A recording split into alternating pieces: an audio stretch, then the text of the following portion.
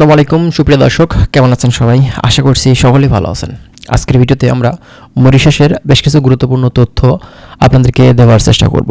বর্তমান সময়ে আমরা মরিশাস সম্পর্কিত বেশ কিছু ভিডিও আপলোড করেছি। আপনারা কিন্তু দেখি যে ভালোই দেখেন এবং কমেন্ট করেন, বিভিন্ন বিষয় নিয়ে আমাদের কাছে জানতে চান। তবে আমাদের কাছে সবথেকে বেশি যে কমেন্টগুলো আসে মূলত আসলে কোন কোন সেক্টরে ভিসাগুলো বর্তমান সময়ে খোলা হয়েছে। তো আমি কিন্তু আপনাদেরকে বলেছি, দেখেন আসলে বর্তমান সময়ে বাংলাদেশ থেকে মরিশাস কর্মী কিন্তু ঠিকই নিবে, তবে এখানে এখন পর্যন্ত সকল ধরনের সেক্টরে কিন্তু তারা ভিসা খোলেনি। আপনারা যেভাবে পাসপোর্ট বিভিন্ন এজেন্সিকে জমা দিয়েছেন, একটু বুঝে শুনে তারপরে কিন্তু আপনারা পাসপোর্ট জমা দেন, ঠিক আছে? বর্তমান সময়ে মরিশাসের সকল ধরনের ভিসা কিন্তু এখন পর্যন্ত ওপেন করেনি। আপনারা হয়তো এক একজন এক এক রকম কাজে যেতে চাচ্ছেন, সেজন্য বিভিন্ন এজেন্সির কাছে হয়তো যাচ্ছেন, দ্বারস্থ হচ্ছেন, জিজ্ঞাসা করছেন। তবে কথা হচ্ছে, মরিশাস গভর্নমেন্ট এখন পর্যন্ত কিন্তু সকল ধরনের ভিসা বাংলাদেশিদের জন্য কিন্তু ওপেন করেনি। আপনারা সকল ধরনের কাজে কিন্তু বর্তমানে এখন পর্যন্ত যেতে পারবেন না। এটা অবশ্যই জানুয়ারিতে বোঝা যাবে, ঠিক আছে? সামনের মাসে আমরা কিন্তু বুঝতে পারবো যে সকল ধরনের ভিসা খুলবে নাকি কোন কোন ক্যাটাগরির ভিসা মরিশাস গভর্নমেন্ট মূলত দিবে বাংলাদেশিদের। তবে বর্তমান সময়ে গার্মেন্টস, প্রিন্টিং এবং আপনার হচ্ছে বেকারি, এই তিনটা কাজের বর্তমান সময় কিন্তু এখন আপনার ভিসা ওপেন করা বা ভিসাতে লোক নিয়ে আসার কিন্তু তারা অ্যালাউ আছে বর্তমান সময়ে, মানে তারা পারমিশন দিয়েছে। তবে এখন পর্যন্ত কিন্তু মরিশাসে যেহেতু রিসেন্টলি ওপেন করছে, এ কারণে কিন্তু এখন পর্যন্ত প্রসেসিংয়ের কার্যক্রমটা যেহেতু 2-3 মাস লাগে, সে কারণে এখন পর্যন্ত এমন কোনো বাংলাদেশি বাংলাদেশ থেকে কিন্তু ফ্লাই করতে পারেনি, ঠিক আছে?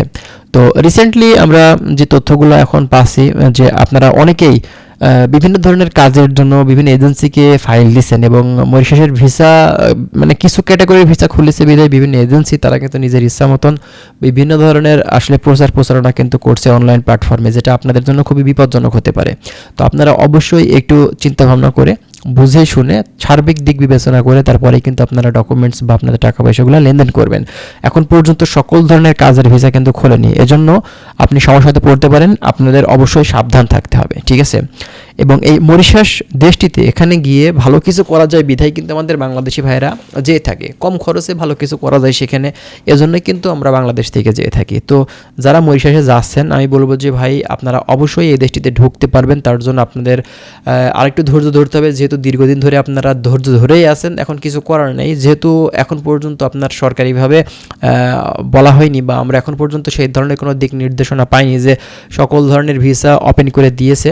তো এজন্য আপনারা যদি গার্মেন্টস, বেকারি এইসব কাজগুলোতে আপনি ফাইল দিয়ে থাকেন তাহলে ঠিক আছে। যদি আপনি মূলত ইন্টারভিউ দিয়ে থাকেন সেক্ষেত্রে ঠিক আছে, তবে আপনার অতিরিক্ত টাকা পয়সা কখনোই আপনারা কিন্তু ফার্স্টের দিকে দিবেন না, কারণ যতক্ষণ না পর্যন্ত আপনার ভিসা হচ্ছে, ম্যান পাওয়ার হচ্ছে, ততক্ষণ পর্যন্ত আপনাকে অবশ্যই নিজের সাবধানতা নিজের কাছে রেখে তারপরেই কিন্তু আপনার ফাইল বা ডকুমেন্টস আপনারা দিবেন। তাহলে কিন্তু দেখা যাবে যে পরবর্তীতে আপনি মানে প্রতারিত হওয়ার সম্ভাবনা কিন্তু আপনার কম থাকবে না। তা না হলে দেখা যাচ্ছে যে আপনি টাকা পয়সা দিয়ে দিলেন কিন্তু আপনার ভিসা তারা করে দিতে পারলো না, তাহলে কিন্তু ভাই আপনি প্রতারিত হচ্ছেন, ঠিক আছে?